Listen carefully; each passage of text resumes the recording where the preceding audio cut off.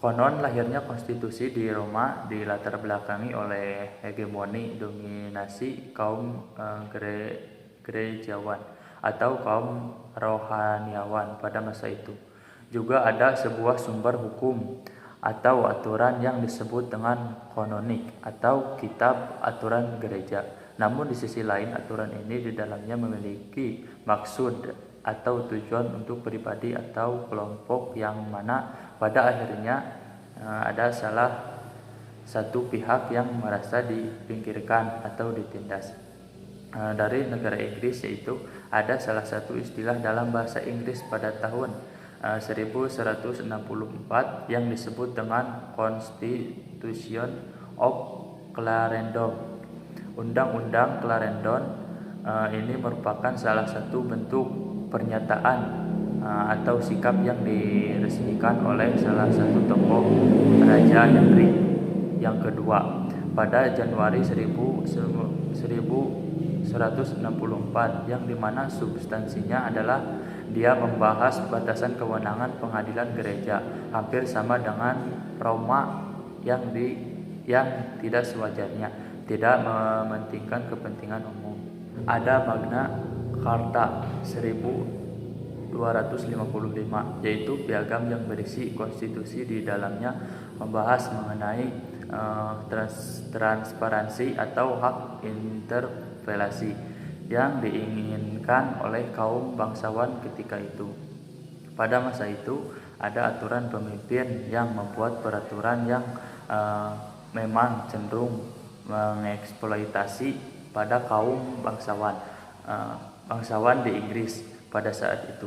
Oleh karena itu, kaum bangsawan ini mulai berpikir kritis dan menghendaki adanya hak interpretasi yang transparansi mengenai hak-hak dan kewajiban mereka sebagai kaum bangsawan yang dianggap dikebiri oleh kerajaan pada masa itu.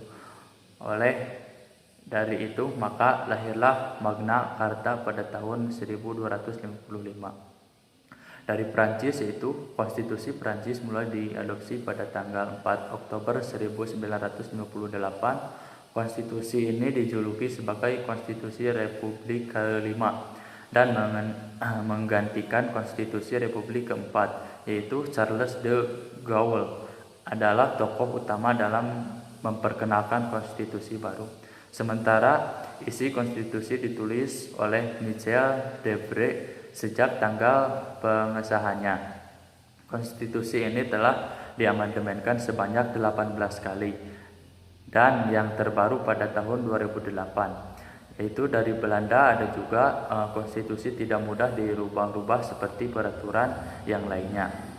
Namun demikian, perubahan yang signifikan terhadap konstitusi pernah terjadi di Belanda pada tahun 1848.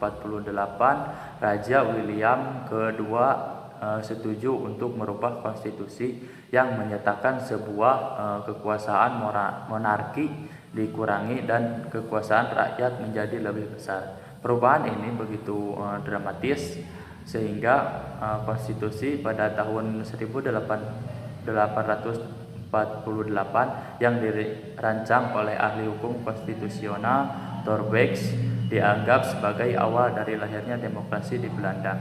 Namun baru pada tahun 1917 hak untuk memilih dan pemilu diperluas mencakup semua pria, sedangkan kaum wanita diberi hak pasif untuk pertama kalinya.